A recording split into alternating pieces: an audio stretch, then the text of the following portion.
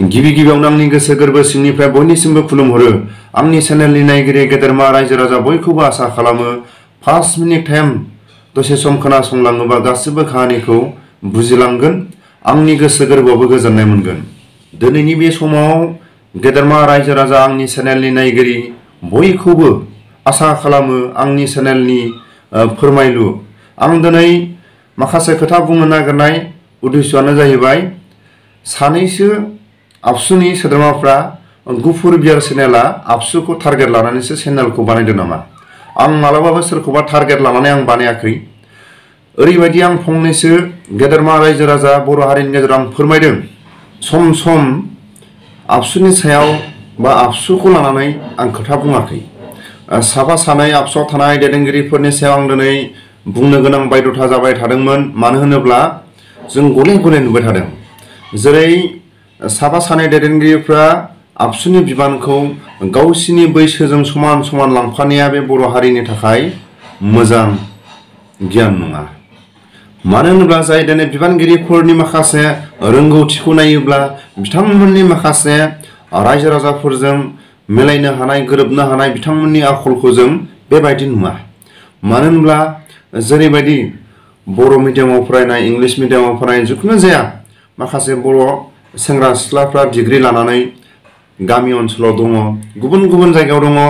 जेरैबायदि आबसुनि बिबानखौ लानानै, समाजनि बिबानखौ लानानै बिथांमोनहा बा जोंनि बे फंबाय बिब' बिनानावमोनहा माखासे समाजनि गेजेराव खामानि मावलांनो हानाय बायदि रायजो राजाफोरनि मेगनाव दिनैसिमबो दं। नाथाय खुथाब खुथाब जों नुदों बिथांमोना बैसोजों, जाय आबसुनि साफा सानै बैसोजों समान समान गावसिनि बिबानखौ लांफानाया बे जोंनि रायजो राजाफोरनि थाखाय मोजां ना? आं रायजो राजाफोरनाव सोङो, जुदि बिथांमोना बे बिबानखौ लानानै गावसिनि बैसोजों समान समान लांनानै जुदि हारिया खौसे जानानै बा हारिनि खामानिफ्रा मोजां आवगायलांदोंबा बिबान होनायाव जेबो लस गैया। नाथाय जों खुथाब खुथाब नुदों बिथांमोना बिबानखौ लानानै गावजों गाव माखासे खोथा दान्थे बोथे, गावजों गाव बखिलायनाय जों बेबायदिखौ नुबाय थादों। बे समाव मोजां मोजां जोंनि बर' हारिनि गेजेराव फरायसाफ्रा दिनै गोग्लैसोनानै दं। बे फरायसाफोरखौ जों नायोब्ला रायजो राजाफोरजों समाजनि गेजेरजों ज'जा अफिसियेल खामानिफ्राव खामानि मावनो थाखाय जेरैबायदि एक्सपिरियेन्स गोनां गथ'फोर दं बा सोलोंथाइ गोनां गथ'फोर दं, बे गथ'फोरखौ बिबान हो, बेखौसो जों खावलायबाय थादों खुथाब खुथाब। जों आबसुखौ जों आबसुआ बायनांगौ बा आबसुनि मानसिफ्रा गासिबो बिबानखौ गारनांगौ जों बुङाखै। जायफोर गावसिनि बैसोआनो दिनै बिहामजोफोरखौ, माखासे गावनि गथ' गथायफोरखौ, गावनि फिसौफोरखौ, गावनि न'खरनि माखासे जेंनाफोरखौ दिनै फोसाबनो बैसो जाबाय, बेबायदि माखासे बिथांमोनहा आबसुनि बिबान लानानै खामानि मावनायनि बैसोआ थोनला। समाजनि बे गामिनि ओनसोलनि नांगौबा गावबुरा जा, नांगौबा सेक्रेटारि जा, गामिनि बे गामि दैदेनलांनायाव बेबायदि बैसोआ समायबाय। दा आबसुनि बिबानखौ लायोबा ओरैबायदि स्पिड जानांगोन बर' हारिया, ओरैबायदि खामानि मावलांनांगोन। बर' हारिया जेरैबायदि दा बारहावाया एसेबां मोजां नङा, बे समाव दिनै जायफोर आबसुनि बिबानगिरिफ्रा स्पिड जानांगोन, बुंबाय थादों सनितपुर आरो बिस्वनाथआ हाबगोन। जों मालाबाबो फोथाया।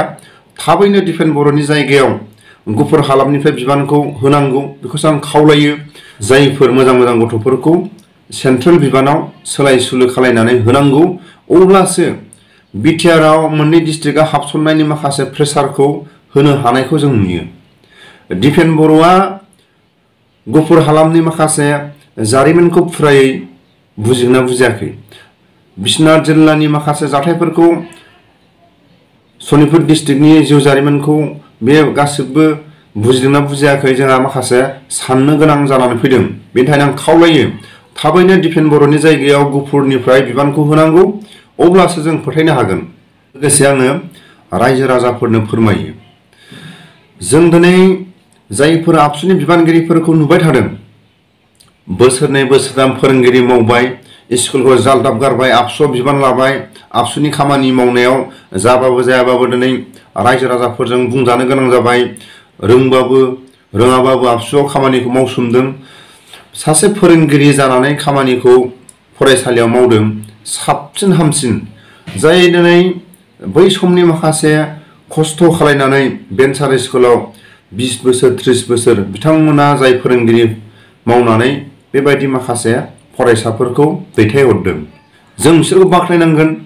दिनैसिमबो साफा सानै बा दिनैसिमबो खना खनला बेन्सार स्कुलाव फोरोंगिरि मावनानै जायफ्रा न'खरा आलाय सिलाय संसार जानानै दं बेबायदिखौ रावबो माथो होनो थाङाखै। लोगोसे जों बुंबावनांगोन जाय फोरोंगिरिखौ जालदाब गारना फैबाय बे फोरोंगिरिनि थाखाय रायजो राजाफ्रा नागिरनानै मोनब्रबा।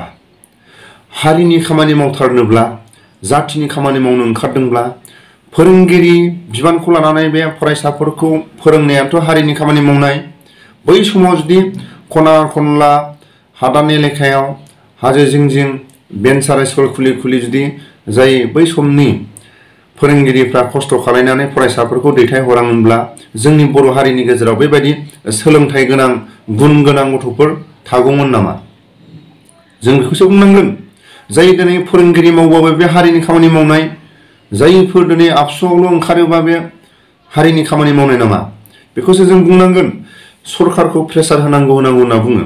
जोंथ' सम सम नुयो जायफोर साफा सानै बिबानगिरिफ्रा आबसुनिया मालाबा मिनिस्टार एमएलए थाङोबा स्कुलनि फोरोंगिरि महरै बिथांमोना सिनायथि लायो आरो मालाबा आबसुनि बे बिबाननि माखासे महर मुस्रिखौ लानानै सरकारनि खाथियाव बिथांमोना सिनायथि लायो।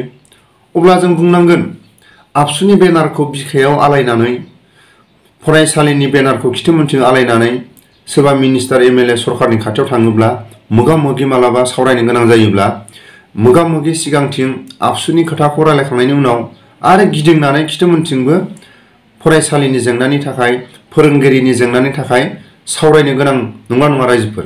बेबायदिया जोंनि बर' हारिनि थाखाय लाजिथावना नङा। बेबायदिखौसो आं बुंदों।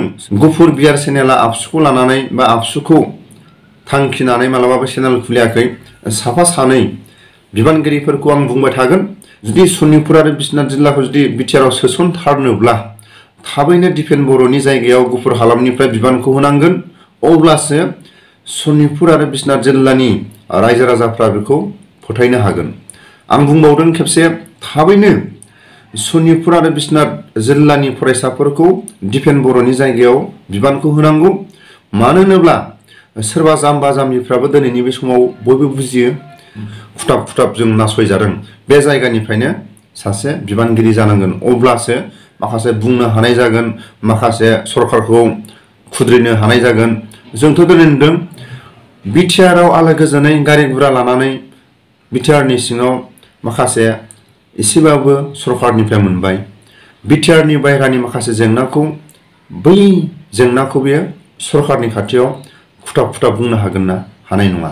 बेनि थाखायनो आं खावलायो जों रायजो राजाफ्रा जुदि मोजाङै बिजिरनानै नायोब्ला, जेरै फुलबागानाव हाबनानै नायोब्ला जि जायगायाव फुलबारियाव सिखिरिया जेब्ला बानानै थायो बे समाव सोरबा फुलनि मालिकआ मा खालामो? सिखिरिया मालाबा बे बिबार बारफुनाय बिदैखौ सोबनानै लोङोबा बे बिबारा थाब रानख्रबनानै राननो माखासे माबा थायो। मानो थाखाय फुलबागानाव माखासे नेट सोङो। माखासे एम्फौ एनलाया फुलबारियाव हाबनो दा हाथों होननानै माखासे नार्सारियाव माने बे नेटखौ सोंनानै दोनो। माखासे एम्फौ एनलाया जुदि बे बिबाराव बानानै बिदैखौ सोबोब्ला बिबारा जेरैबायदि बारनांगौ गावदांदांनो, जेरैबायदि गलाब बिबारा मेगननि नोजोराव बारनांगौ बेबायदि बारनाय नङा। बिनि थाखायनो आं खावलायो आबसुनि बिबानगिरिफ्रा जुदि सोलाय सुलाय जानायमोनब्ला हयथ' दिनै जायफोर बुनस'आव थानाय, जायफोर जोंनि फंबाय जोंनि बिनानाव, जायफोर फरायसुलि रोंगौथि गोनां, जेरैबायदि गावसिनि माखासे सोलोंथाइखौ गुन गोनां माखासे गावसिनि सोलोंथाइखौ लानानै दिनै बुनसुआव आगान सुरनो गोनां जादों। जुदि आबसुनि बिबानफ्रा जुदि सोलाय सुलाय जानायमोनब्ला जायफोर बुनस'आव थानाय गथ'फ्रा जुदि आबसुआव बिबान मोननायमोनब्ला हयथ' बुनसु महरै जोनोम जानायबो नङामोन। जों बेखौसो बुजियो।